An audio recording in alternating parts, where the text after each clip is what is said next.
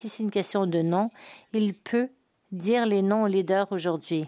Le leader n'a pas besoin d'être muselé. Il ne doit pas être bâillonné. Le premier ministre n'a qu'à nous donner les noms. L'honorable député de Saanich Gulf Island. Il est très important d'obtenir un débriefage de sécurité et de comprendre la nature des obligations du Canada, de notre agence du SRS et de la relation qu'ils ont avec nos alliés. Et même s'ils pensent que ce sera facile à faire, de faire paraître les noms, ça pourrait mettre en péril des agents. Et c'est ce que le SRS nous l'a dit. Ce sont des actifs, des personnes qui ont fourni des renseignements. On pourrait mettre leur vie en péril si on agissait de manière insouciante. En 1985, c'est encore plus dangereux lorsqu'il y a eu la plus grande attaque sur le sol canadien avec le bombardement de Air India. Je ne voudrais pas qu'on politise le tout et qu'on dise que l'honorable Brian Mulroney était responsable de cela. On sait, c'est à l'enquête sur Air India qu'il y a eu des problèmes systémiques.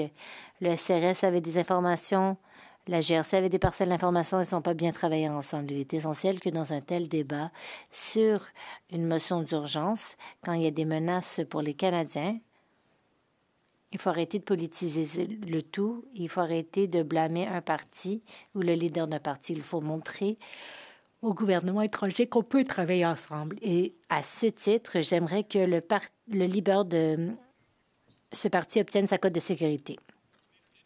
Eh bien, notre leader a reçu une séance d'information en octobre 2024.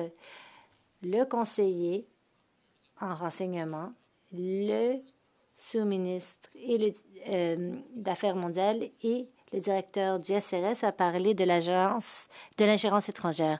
La loi sur le SRS fournit des informations, surtout aux Canadiens, sur les risques d'ingérence étrangère sans les obliger à être assermentés ou sans contrôler ce qu'ils disent. Et après avoir reçu ce débriefage, ils n'ont jamais, pas une seule fois, parlé de ces fausses revendications du premier ministre. En fait, on essaie que de museler le leader du Parti conservateur. Les partis verts, les néo-démocrates et les libéraux ne font que de la politique aérienne. L'honorable député de Richmond.